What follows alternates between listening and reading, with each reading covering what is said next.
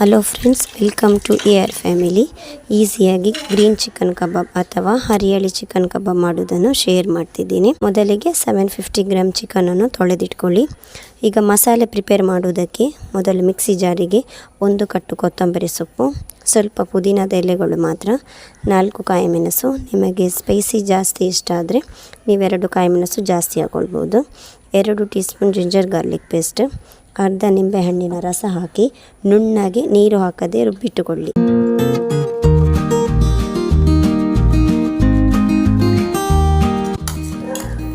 ಈಗ ತೊಳೆದಿಟ್ಟುಕೊಂಡ ಚಿಕನಿಗೆ ನುಣ್ಣಗೆ ರುಬ್ಬಿದ ಮಸಾಲೆ ಹಾಕಿ ಅರ್ಧ ಟೀ ಸ್ಪೂನ್ ಅರಶಿನ ಪೌಡರ್, 2 ಟೀ ಸ್ಪೂನ್ ಮೈದಾ ಹಿಟ್ಟು, 2 ಟೀ ಸ್ಪೂನ್ ಕಾರ್ನ್ಫ್ಲೋರ್ ಅಥವಾ ಜೋಳದ ಹಿಟ್ಟು ಹಾಕಿ ರುಚಿಗೆ ತಕ್ಕಷ್ಟು ಉಪ್ಪು ಮತ್ತು 1 ಮೊಟ್ಟೆಯನ್ನು ಹಾಕಿ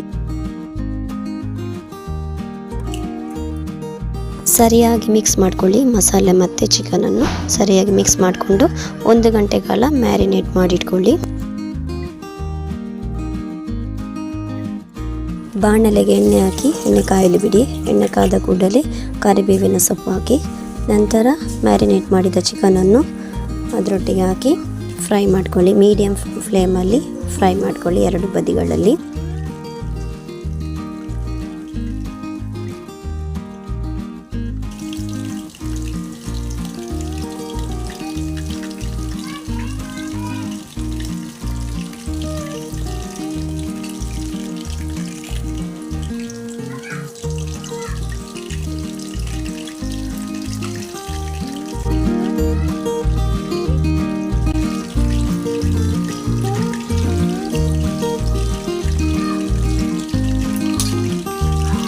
ಇಷ್ಟ ಆದರೆ ಸಾಕು, ಎಣ್ಣೆಯಿಂದ ತೆಗೆಯಿರಿ. ಈಗ ರುಚಿಯಾದ ಚಿಕನ್ ಗ್ರೀನ್ ಕಬಾಬ್ ಅಥವಾ hariyali chicken ready to serve.